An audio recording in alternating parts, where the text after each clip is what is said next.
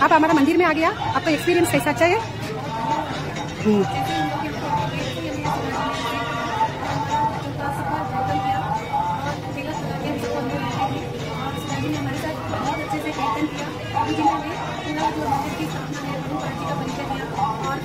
कृष्ण भगवान के बारे में बताया, बच्चों को कीर्तन में उनके साथ नाचे, मुझे बहुत अच्छा आध्यात्मिक फीलिंग जो हो गई है, बहुत अच्छी फीलिंग हो गई है।